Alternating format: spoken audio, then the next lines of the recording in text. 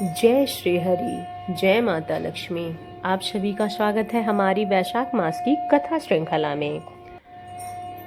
भगवान कृष्ण हमारे ही हृदय में विराजमान है, क्या आपको पता है?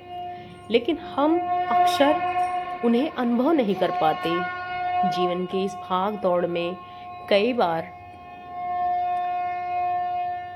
हम अपने आप को भगवान के साथ उस प्रकार से नहीं जोड़ पाते, न उनका स्मरण कर पाते हैं जिस प्रकार हमें करना चाहिए। और इसीलिए भगवान कृपालु हमें समय समय पर ऐसा अवसर देते हैं, ऐसे मास प्रदान करते हैं जिसमें हम अपनी आध्यात्मिक यात्रा और ज़्यादा तीव्र बना सकते हैं। जब हम अपनी भक्ति को मजबूत बना सकें और वैशाख मास का अनुभव और निकट ले जा सकें, तो इस समय इस पवित्र कथाओं के माध्यम से हम भगवान को प्रेम का अनुभव करा सकते हैं और अपने जीवन को अधिक से अधिक, यह समय जो आपके भीतर है दिव्यता की पहचान का, तो इसलिए चलिए आज हमारे वैशाख मास की कथा को आगे बढ़ाते हैं और सुनते हैं आज की कथा। चलिए सुनते हैं। गोस्वामी ने कहा, हे मुनीश्वरों, जहाँ आपकी बल्लभ भगवान श्री रामचंद्र जी ने 9 पत्थरों की स्थापना की, सबसे पहले समुद्र में सेतु बांधा था, उस स्थान पर देवी पत्तन नाम का एक नगर है। उसके किनारे पर चक्र तीर्थ स्थित है और चक्र तीर्थ की विशेष कथा का श्रवण हमारी वैशाख मास कथा की पिछली कड़ी में हमने सुना है।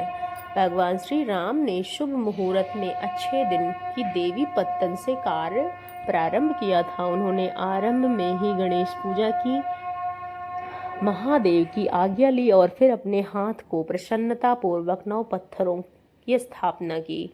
इस प्रकार उनके द्वारा सेतु बंधन का निर्माण आरंभ होने पर सभी वानर गण पर्वत शाखा युक्त वृक्ष, शिलाखंड, काष्ठ समूह राशि एकत्रित करने लगे। विश्वकर्मा के पुत्र नल ने उन सबको लेकर महासागर सेतु का निर्माण किया। उनके 5 ही दिन में लंका का नजदीक पुल बांध लिया। उस सेतु की लंबाई 100 योजन और चौड़ाई 10 योजन की थी। इस प्रकार नल के द्वारा वह पापनाशक पुण्यमय सेतु तैयार किया गया। देवीपुर के निकट जो 9 पत्थर गड़े हैं, वही सेतु के मूल आधार हैं। मनुष्य वहां अपने पाप को शुद्धि के लिए स्नान कर सकता है और फिर चक्र तीर्थ में स्नान करने के बाद सेतु के स्वामी श्री हरि का पूजन करें।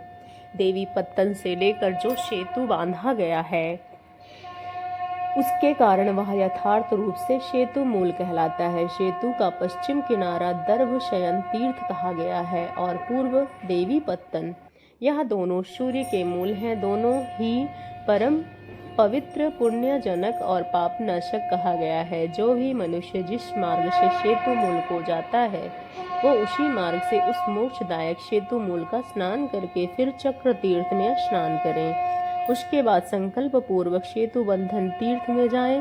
प्रसन्नता पूर्वक श्री रामचंद्र जी के हृदय में ध्यान करते हुए सबसे पहले सेतु को नमस्कार करें।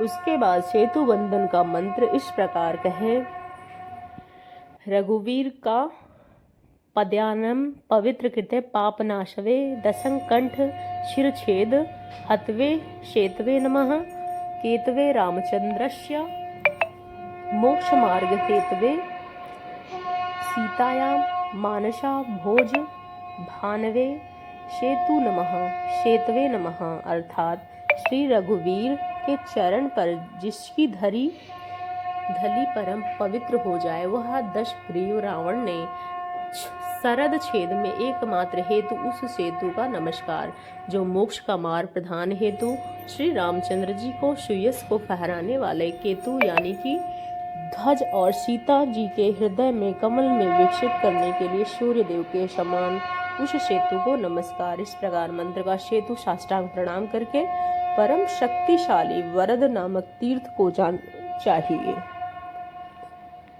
जो मनुष्य चक्र तीर्थ में दक्षिण भाग में स्थित इस वेताल वरद नामक तीर्थ में कभी स्नान करते हैं, वो जीवन को मुक्त हो जाते हैं। संकल्प पूर्वक स्नान करने से पितरों को पिंड देना चाहिए।